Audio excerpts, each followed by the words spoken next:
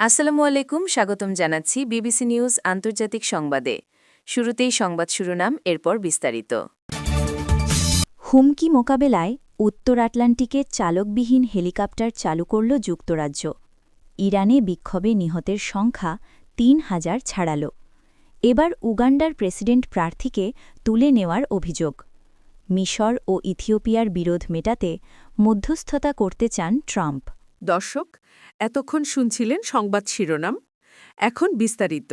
আপনি যদি ইসরায়েলের ধ্বংস চান এবং মুসলিমদের পাশে থাকেন, তাহলে ভিডিওতে লাইক করে চ্যানেলটি অবশ্যই সাবস্ক্রাইব করে দিবেন এবং আপনার মূল্যবান মতামত অবশ্যই কমেন্টে লিখে জানিয়ে দিবেন।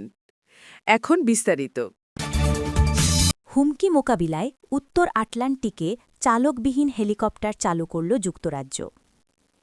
উত্তর আটলান্টিক সাগরে ক্রমবর্ধমান উত্তেজনা ও সাবমারিন শনাক্তকরণের চ্যালেঞ্জ মোকাবিলায় প্রথমবারের মতো পূর্ণ আকারের চালকবিহীন হেলিকপ্টার প্রোটিয়াস চালু করেছে যুক্তরাজ্য।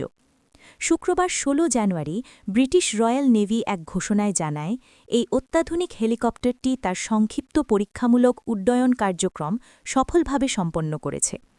প্রায় ৬ কোটি পাউন্ড বা $৮ কোটি ব্যয়ে নির্মিত এই প্রকল্পটি উত্তর আটলান্টিক ও গ্রিনল্যান্ড সংলগ্ন জলসীমায় নিরাপত্তা নিশ্চিত করতে এবং ন্যাটো মিত্রদের সুরক্ষায় একটি গুরুত্বপূর্ণ পদক্ষেপ হিসেবে বিবেচিত হচ্ছে।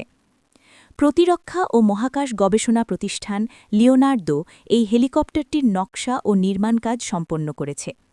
কৃত্রিম বুদ্ধিমত্তা ও উন্নত সেন্সর প্রযুক্তিতে সমৃদ্ধ এই হেলিকপ্টারটি মূলত সফটওয়্যারের মাধ্যমে আশেপাশের পরিবেশ বিশ্লেষণ করে স্বয়ংক্রিয়ভাবে সিদ্ধান্ত নিতে সক্ষম।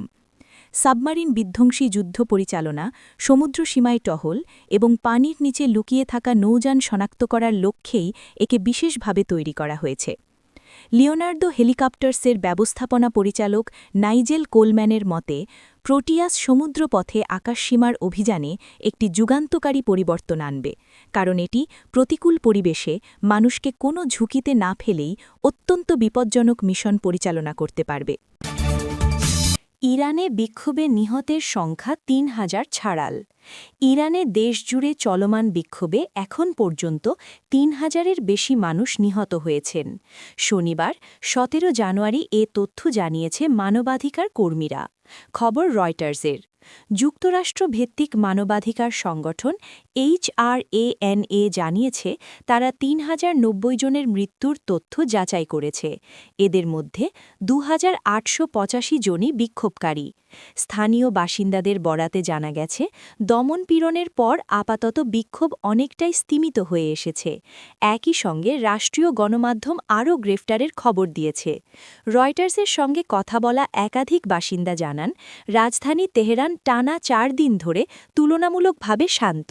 শহরের আকাশে ড্রোন উড়তে দেখা গেলেও বৃহস্পতিবার ও শুক্রবার বড় ধরনের কোনো বিক্ষোভের চিহ্ন দেখা যায়নি। কাস্পিয়ান সাগর সংলগ্ন উত্তরাঞ্চলের একটি শহরের এক বাসিন্দাও জানান, সেখানকার রাস্তাঘাটও শান্ত রয়েছে। এবার উগান্ডার প্রেসিডেন্ট প্রার্থীকে তুলে নেওয়ার অভিযোগ। উগান্ডায় অনুষ্ঠিত ২০২৬ সালের প্রেসিডেন্ট নির্বাচনকে কেন্দ্র করে উত্তেজনা ও সহিংসতার খবর পাওয়া যাচ্ছে। বিরোধী দল ন্যাশনাল ইউনিটি প্ল্যাটফর্ম NUP এর অভিযোগ, তাদের প্রেসিডেন্ট প্রার্থী ববি ওয়াইনকে সামরিক হেলিকপ্টারে করে তার নিজ বাড়ি থেকে অপহরণ করা হয়েছে। তবে উগান্ডার সেনাবাহিনী এই অভিযোগ সম্পূর্ণ অস্বীকার করে একে ভিত্তিহীন ও গুজব বলে দাবি করেছে। খবর আল জাজিরার। সেনাবাহিনীর মুখপাত্র ক্রিস মাগেজি এক বিবৃতিতে জানান, ববি ওয়াইনকে গ্রেফতারের দাবিটি মিথ্যা এবং এটি মূলত সমর্থকদের সহিংসতায় উস্কানি দেওয়ার উদ্দেশ্যে প্রচার করা হচ্ছে। এর আগে শুক্রবার ১৬ জানুয়ারি ববি ওয়াইন অভিযোগ করেছিলেন, নির্বাচনের পর থেকে তাকে গৃহবন্দী করে রাখা হয়েছে। পরবর্তীতে তার দল জানায়, সশস্ত্র বাহিনী তার সীমানা প্রাচীর টোপকে ভেতরে প্রবেশ করে এবং তাকে একটি হেলিকপ্টারে তুলে অজ্ঞাত স্থানে নিয়ে যায়। এদিকে দেশজুড়ে চলা ইন্টারনেট ব্ল্যাকআউটের কারণে ববি ওয়াইনের সঠিক অবস্থান সম্পর্কে নিশ্চিত হওয়া কঠিন হয়ে পড়েছে। আল জাজিরার প্রতিবেদন, ববি ওয়াইনের রাজনৈতিক কার্যালয় থেকে অপহরণের বিষয়টি নিশ্চিত করা হলেও সেনাবাহিনী বা পুলিশ তা স্বীকার করেনি। রাজধানী কাম্পারায় সহিংসতার আশঙ্কায় ব্যাপক নিরাপত্তা ব্যবস্থা জোরদার করা হয়েছে।